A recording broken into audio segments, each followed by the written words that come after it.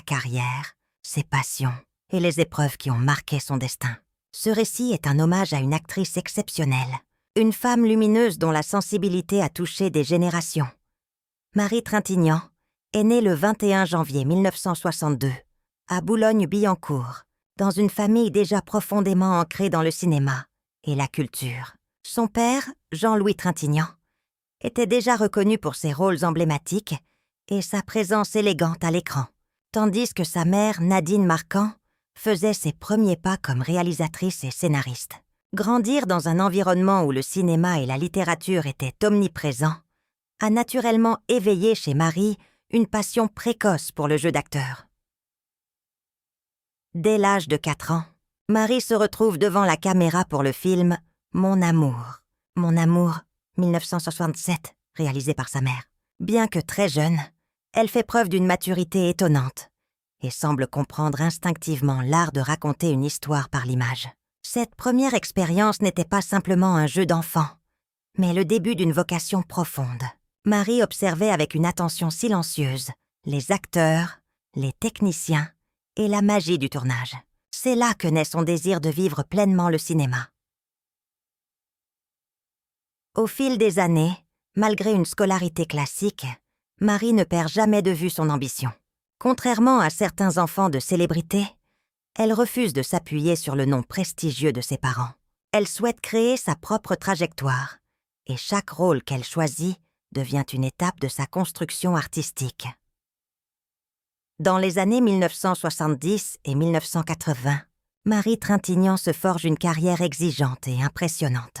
Elle devient une figure incontournable du cinéma français, grâce à son intensité, sa sensibilité et sa capacité à incarner des personnages profonds et nuancés.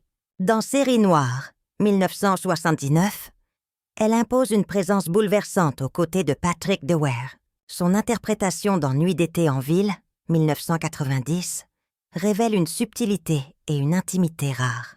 Avec Betty, 1992, elle démontre sa maîtrise d'un personnage en quête de sens, captivant à la fois les critiques et le public.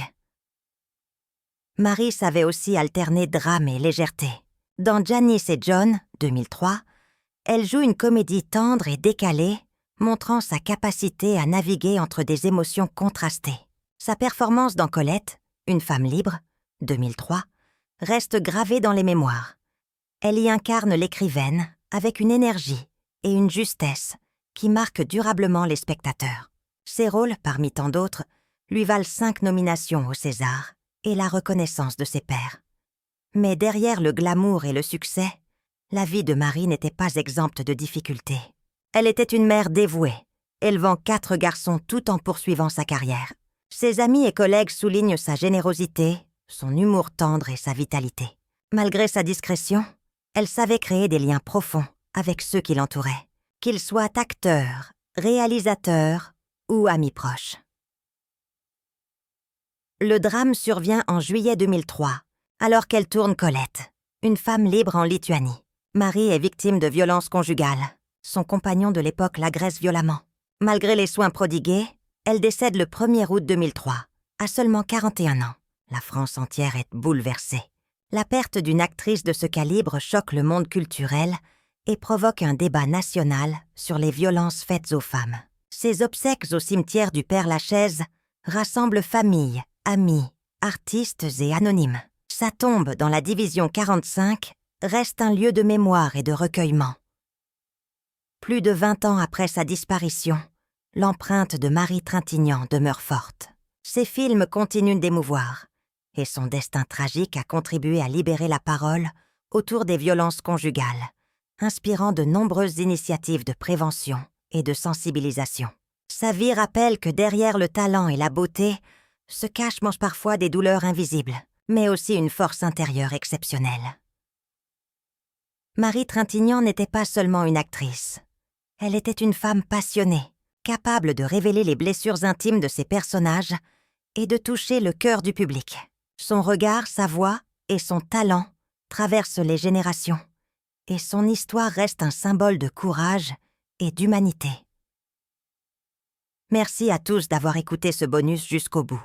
Grâce à vous, la mémoire de Marie continue de vivre, et son art inspire encore les spectateurs du monde entier. Si vous avez apprécié cette plongée dans sa vie, partagez vos souvenirs, vos films préférés ou vos émotions dans les commentaires. Marie Trintignant reste une étoile filante du cinéma français, dont la lumière brille toujours dans nos cœurs.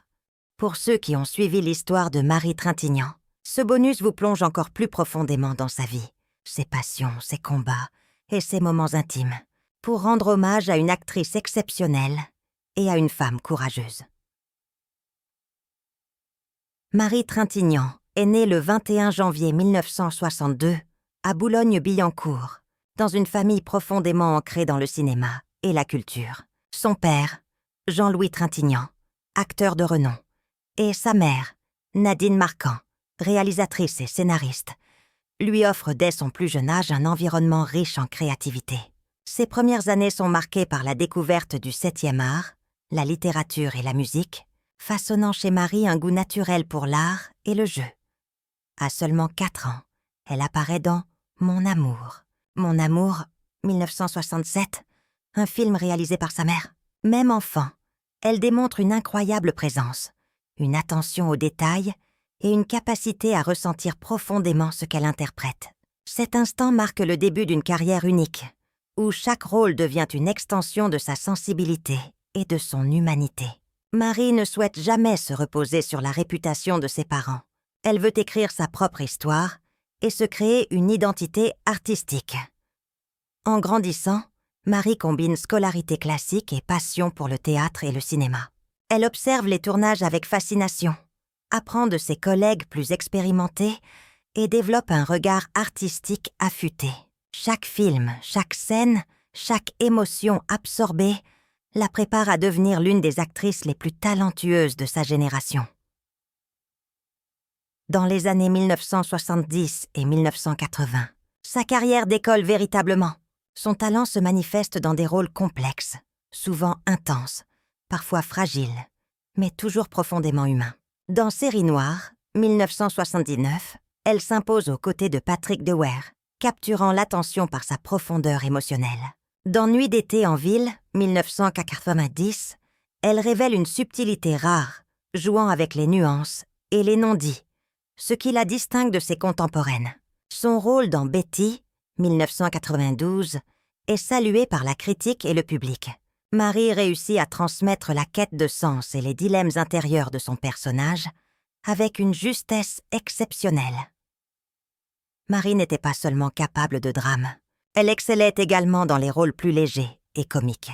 Dans Janice et John, 2003, elle alterne habilement humour et émotion, prouvant sa polyvalence.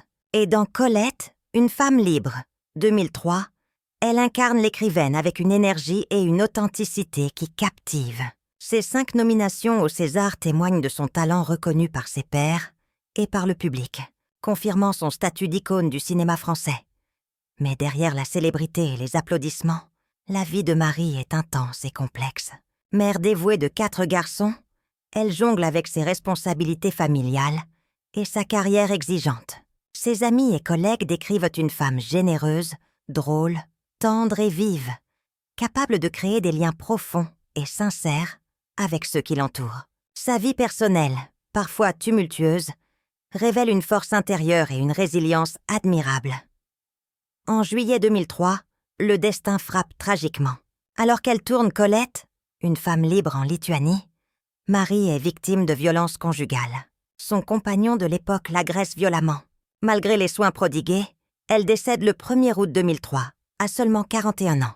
La nouvelle choque la France entière, déclenchant un débat national sur les violences faites aux femmes.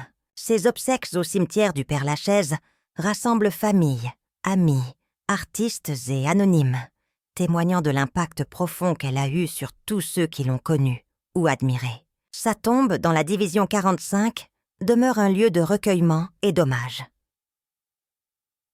L'héritage de Marie Trintignant va bien au-delà de ses films. Sa carrière et sa vie tragique ont sensibilisé le public aux violences conjugales et inspiré de nombreuses initiatives de prévention. Son courage et sa détermination restent un exemple, non seulement pour les actrices et acteurs, mais pour toutes les femmes confrontées à des situations similaires. Chaque rôle qu'elle a interprété, Chaque émotion transmise continue de toucher le public et de rappeler la puissance du cinéma pour exprimer l'âme humaine. Marie Trintignant était une artiste complète. Son regard, sa voix, sa gestuelle et sa capacité à transmettre des émotions profondes traversent le temps et les générations. Elle a incarné des personnages complexes avec sensibilité et authenticité, donnant à chacun d'eux une humanité et une profondeur uniques. Même après sa disparition, elle continue d'inspirer, de toucher et d'émouvoir. Son héritage ne se limite pas à ses films. Il se retrouve dans la mémoire collective, dans les discussions sur l'art, la justice et la sensibilité humaine. La vie de Marie rappelle que derrière le talent et la beauté se cachent souvent des épreuves, mais aussi une force de caractère et une capacité à transformer la douleur en art. Chaque sourire, chaque regard, chaque performance de Marie Trintignant témoigne de son amour pour le cinéma et de son engagement envers son art. Sa carrière, bien que tragiquement interrompue, reste un symbole de courage, de talent et de passion. Sa mémoire continue de vivre à travers les films, les hommages et les cœurs de ses admirateurs. Merci à vous tous d'avoir suivi ce récit jusqu'au bout. Votre écoute et votre engagement permettent à l'histoire de Marie Trintignant de continuer à vivre. Partagez vos souvenirs, vos émotions et vos films préférés dans les commentaires.